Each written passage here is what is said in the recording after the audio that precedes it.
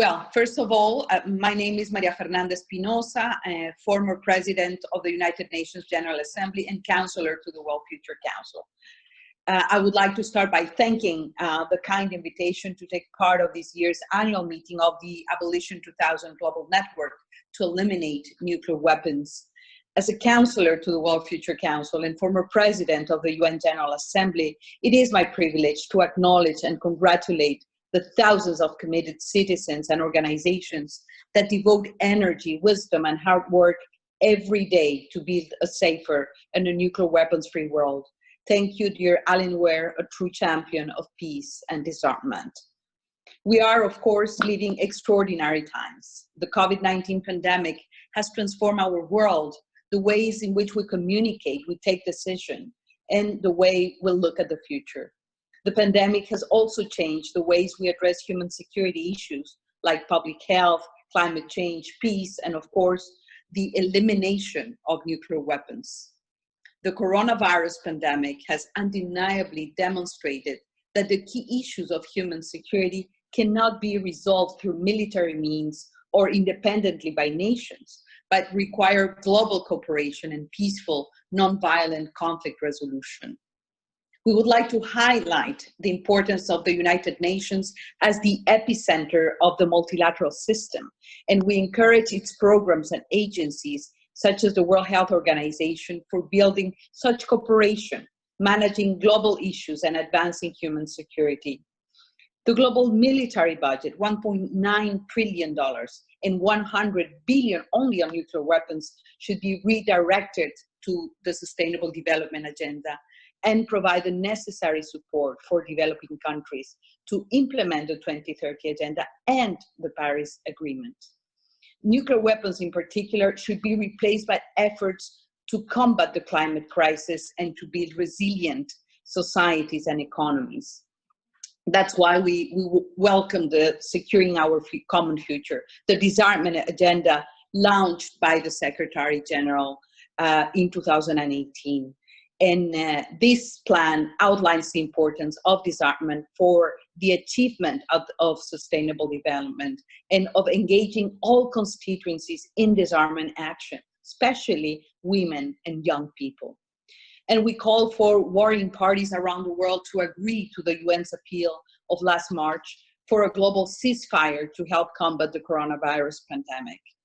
Such a ceasefire should continue even as we emerge from the current pandemic and should be accompanied with significant cuts in the production and trade of conventional weapons and small arms, with the goal of achieving world peace and reducing violence.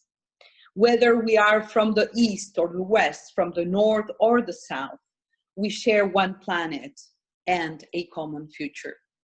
It is vital that we use diplomacy, conflict resolution, mediation, cooperation, and international law to address security issues, rather than the threat or use of armed force or punitive sanctions. Unilateral sanctions are not only against international law, but strongly undermine the right to development and the response capacity of the affected countries to counter COVID-19. The United Nations was established with an array of mechanisms through which nations can resolve conflicts, negotiate disarmament, address humanitarian issues, and achieve security through prevention and diplomacy and not war.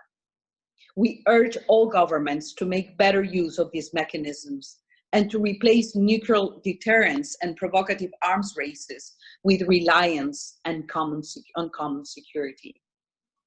The very first resolution of the United Nations called for the elimination of nuclear weapons and all other weapons adaptable to mass destruction.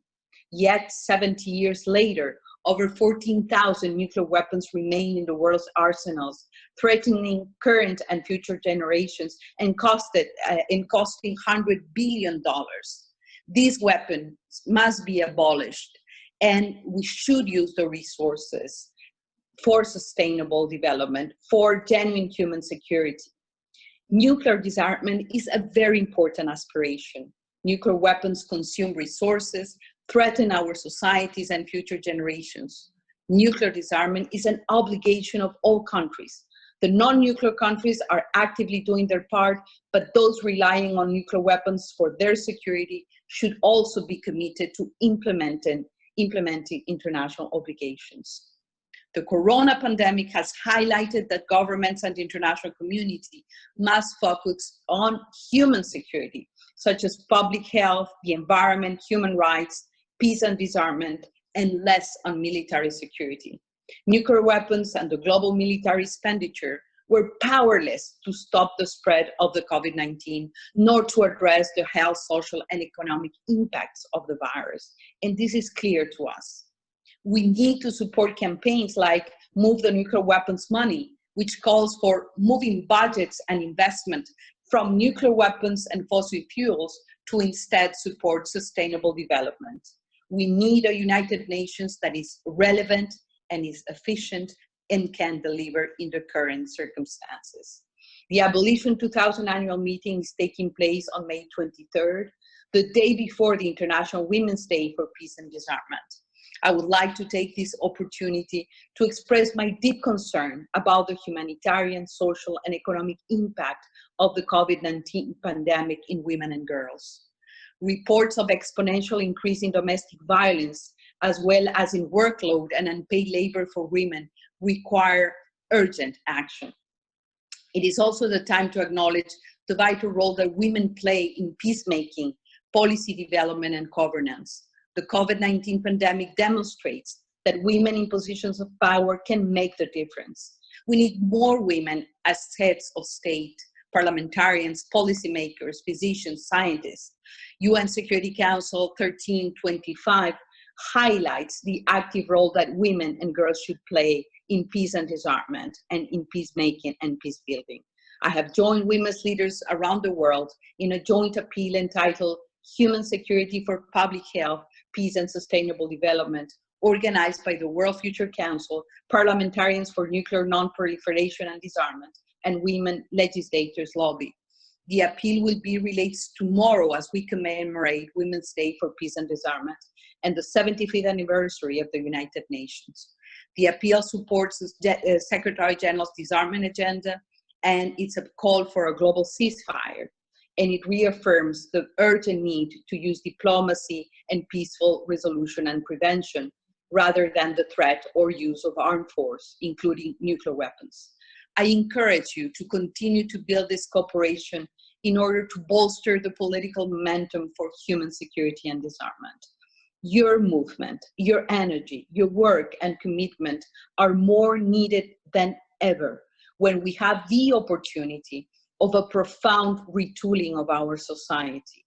We have the opportunity to build a new economy, a new social contract, a new relationship between humans and nature that require a world that is free of nuclear weapons. The most powerful weapon we have is cooperation and solidarity to fight against poverty, injustice, and inequalities. The world has become more united to combat the coronavirus pandemic. Let us build on that unity and be torchbearers of a better world and a human security for a common future. Thank you very much.